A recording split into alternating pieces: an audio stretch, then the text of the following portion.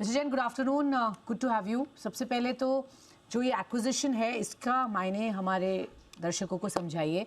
IAC international automotive India, इसमें आपने जो अपना स्टेक बढ़ाया है इसका क्या मायने है? What does it mean financially, अगर हम देखेंगे आपकी कंपनी के लिए? Good afternoon Swati, thank you for having me आपके शो पे। देखिए, लूमैक्स ऑटो टेक्नोलॉजीज जो है ये ट्रेडिशनली एक 2-3 व्हीलर फोकस्ड कंपनी रही है।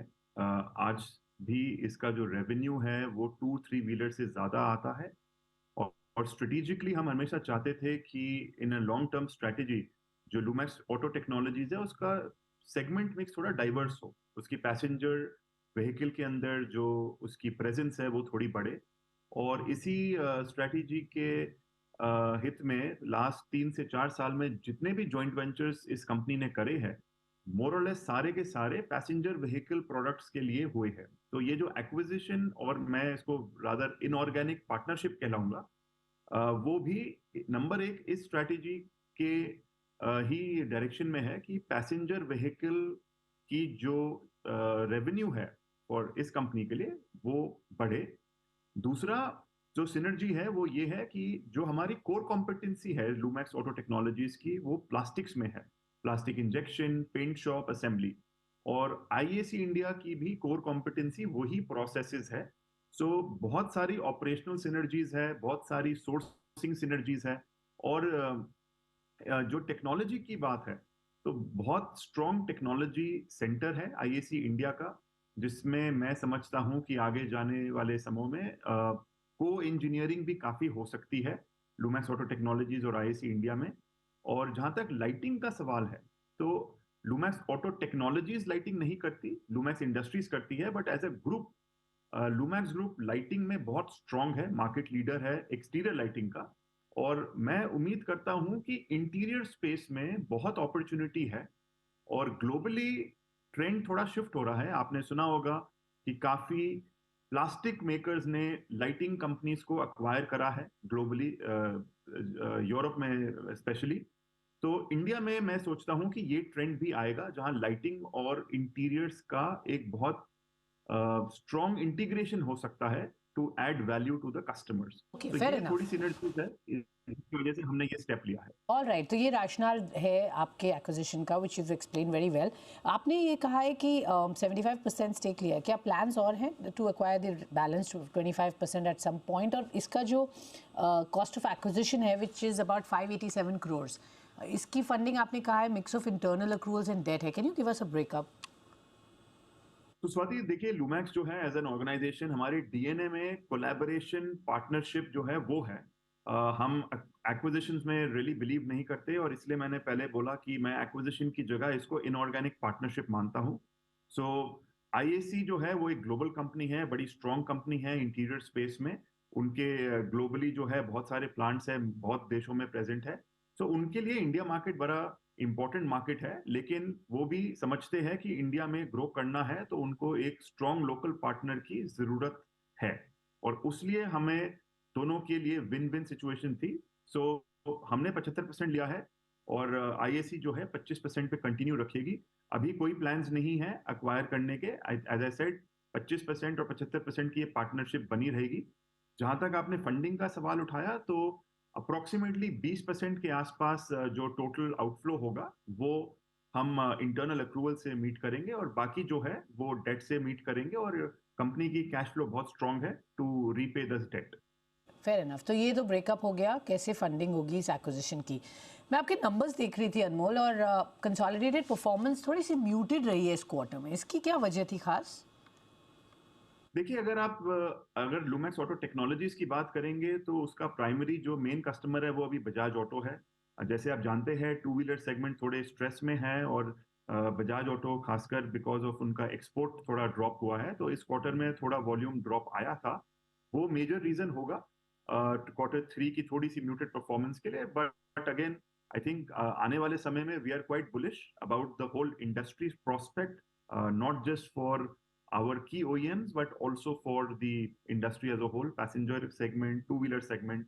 और अगले साल नेचुरली ये जो इनऑर्गेनिक ग्रोथ आएगी, इससे भी काफी सपोर्ट और काफी बढ़ोतरी मिलेगी Lumax auto technologies. But of course Bajaj auto के जो कंसर्न्स हैं वो क्लियरली एक्सपोर्ट को लेकर जो अनसर्टनिटीज़ दिख रही हैं या प्रोडक्शन कट्स की बात है, वो डेफिनेटली इम्पैक्ट आगे कर सकता है। The sense that we are getting, जिस तरह से कंपनी ने देखा है आउटपुट क्या रहा एक्सपोर्ट्स को लेकर। आपके कंपनी के मेजर रेवेन्यू आता है integrated plastic modules and after market products. इस पर क्या आउटलुक लग रहा है गोइंग फॉरवर्ड? यहाँ पर कितनी ग्रोथ हम देख सकते हैं? If you can give us a percentage and the plan to actually maximize that.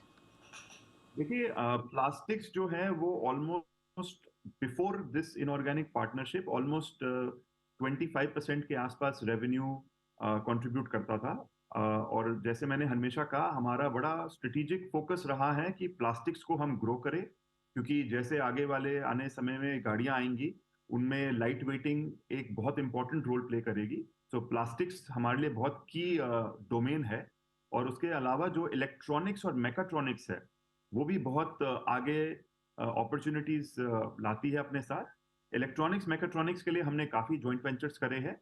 और इस इनऑर्गेनिक ग्रोथ के बाद आई वुड से प्लास्टिक्स जो है वो ऑलमोस्ट 25% की जगह ऑलमोस्ट 1/3 से ज्यादा कंट्रीब्यूट करेगी कंसोलिडेटेड ग्रुप रेवेन्यू पे। आफ्टर मार्केट जो है, मैंने पहले भी बोला है कि हमारा जो मिड टर्म प्लान है वो यही है कि 3 साल के अंदर हम आफ्टर मार्केट को डबल करना चाहते हैं। और आफ्टर मार्केट जो है वो लगभग 15% के आसपास अभी कंट्रीब्यूट करता है। और हमारी जो ग्रोथ रेट है वो उसी एम्बिशन और उसी स्ट्रेटेजी के साथ अलाइंड है। आफ्टर मार्केट ने काफी स्ट्रांग परफॉर्मेंस दिखाई है पहले 9 महीनों में इस साल। और अगर आने वाले समय में भी हम चाहते हैं और इच्छा करते हैं कि ये ग्रोथ बनी रहेगी। अनमोल, क्विकली समझना चाहूँगी in terms of new product launches, क्या हम देख सकते हैं? करंट कैपेसिटी यूटिलाइजेशन अभी आपकी कैसी है? Are you going to hike this because demand अच्छा लग रहा है और आप जिस तरह से अपॉर्चुनिटीज़ देख रहे हैं इवन आफ्टर मार्केट में, तो क्या प्लान्स हैं कैपेक्स को लेकर और न्यू प्रोडक्ट लॉन्चेस को लेकर? देखिए, हम बड़े एक्साइटेड है इनऑर्गेनिक पार्टनरशिप को लेके। जैसे मैंने कहा कि पैसेंजर व्हीकल सेगमेंट जो है वो काफी ग्रो कर रहा है। और हमें लगता है कि एटलीस्ट एक नेक्स्ट 2 से 3 साल में इसकी बॉयंसी बनी रहेगी। दूसरा जो प्रीमियमाइजेशन है, अगर आप देखेंगे तो पैसेंजर व्हीकल स्पेस में एसयूवी सेगमेंट ऑलमोस्ट लगभग 50% हो गया है। और प्रीमियम व्हीकल्स की डिमांड ज्यादा है। सो वहां पर भी जो इंटीरियर स्पेस है उसमें बहुत वैल्यू एडिशन का हमारे को मौका मिलता है।